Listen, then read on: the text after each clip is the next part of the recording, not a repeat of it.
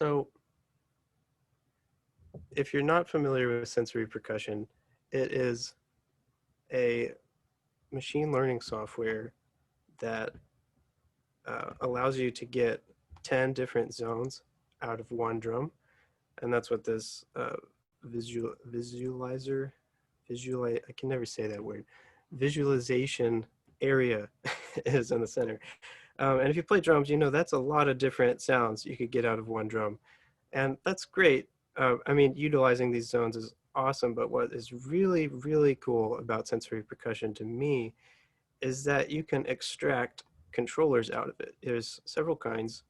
The main ones are timbre, velocity, and speed. So what's so cool about timbre is that, like, you can get a controller from between the center of the drum and the edge of the drum as like a modulation source. And then you can use that modulation to control anything about the sound. So um, you can assign these to built-in samplers within sensory percussion, or you can pipe them out as CCs. More on that later, but you can send MIDI out of sensory percussion into Ableton, and that's what I'm doing here. So I have some, in sensory percussion, I have just some drum samples, which you can mostly hear like on the rim of the snare. I had some like ratcheting hi-hats, and then let's see if I can pull this up. On the rim, I have, is it that one? Is it that one? No, it's this one. Okay, so this is just a hi-hat sample, and I have it looping 10 times, but I'm using a controller on the length of the sample, and that would be this one.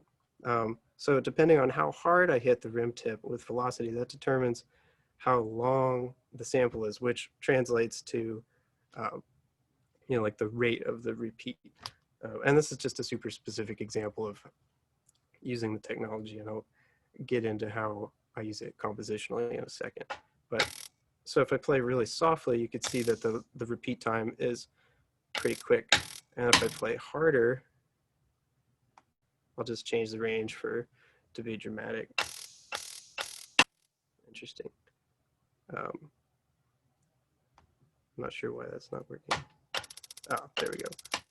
So if I play softer, it will be longer repeats. So anyway, that's one specific example of using the controllers to get something more expressive out of samples.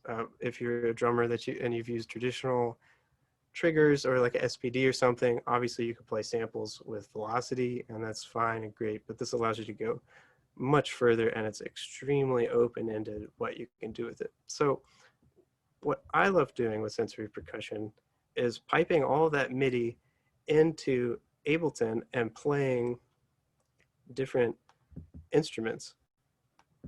For instance, like the top of the song, I'm playing this xylophone. I forget, what is this instrument even called? It's an Ableton instrument that's great. It's a physical modeling synth, I believe. But that's how I started the top of the song, just playing that. And I'm using the Bink Beats looper to capture a loop that just happened right there, and I stopped it before the action actually happened. But that is over here. And I have this dummy clip that just records, tells it what scene to place it in, and then that's playing on. And I got rid of the launch buttons or the stop buttons so that plays throughout most of the song. And I'm using a Max for Live device that I made. There's this technique called sample and hold. I learned it in the modular world, but it is basically, if you have usually it's used for generating random stepped voltages, or you could think of it as just like randomness on eighth notes that applied to the filter or something like that.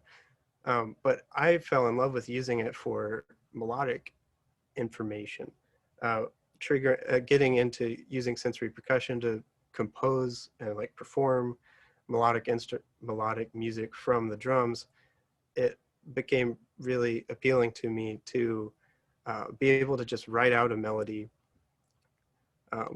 and just a normal clip. And these aren't going to be particularly exciting because it's just that repeating da da da da da da. So I just put in these 2 MIDI notes right here, and I created this Max for Live device that just sends it into Max World and then receives it somewhere else on the same channel. And I have a couple different devices that handle it differently. In this case, it's just going to cycle between those 2 notes. And what I like about that is that I don't have to, if we go back to sensory percussion, you can create a ton of MIDI information out of one drum. If you get specific with all the zones, you can assign a MIDI note to each one.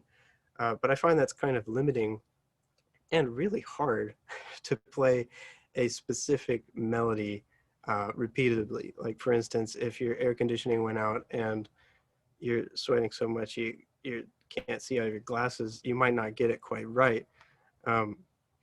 So I find this is really freeing to just write out the melody and sort of a dummy clip, and then use all of those controllers and all that wonderful sensory percussion expressivity for something else.